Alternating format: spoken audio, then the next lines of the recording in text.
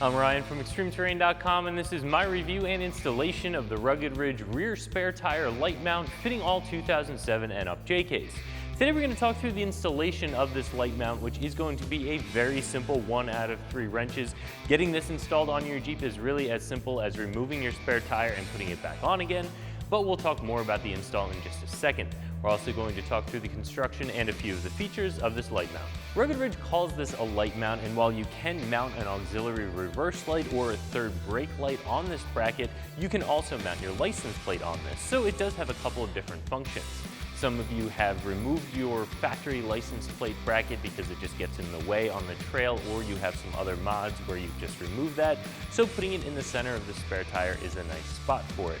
Just keep in mind that if you are relocating your license plate onto this bracket, you are going to have some sort of license plate light in order to stay legal in most places. Other than that, as I said before, you do have a couple of spots on here that you can mount either a large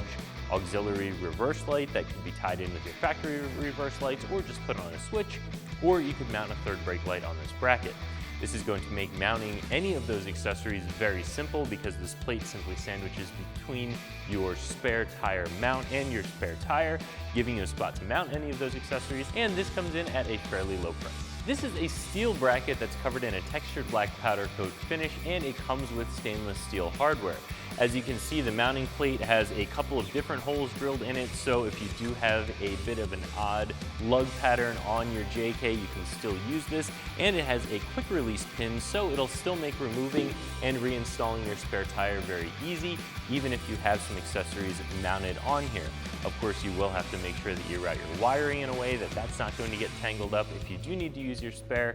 but this bracket itself will make it very easy to remove your spare tire. So as I said before, to get this installed is a very simple 1 out of 3 wrench install. All you need to do is remove your spare tire from whatever mount you have it on, whether it be a factory mount or an aftermarket mount on a tire carrier or a tub mounted tire carrier. Any of those scenarios will work as long as you have a 3 stud pattern in order to attach this onto that carrier. Once you have your spare removed, you simply slide this plate over top of those studs and put your spare tire back on without the center cap in place. You'll use your factory lug nuts to attach your spare tire, make sure that it's nice and tight and in place, and finally slide the second half of this bracket in using the quick release pin.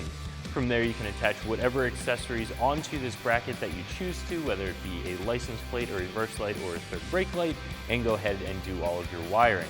I should note that this is pre-drilled for a license plate, and it does have a bolt here that can be used for attaching other auxiliary lights, but you also have some metal here that you can go ahead and drill if you want to add some additional lights and need some additional holes.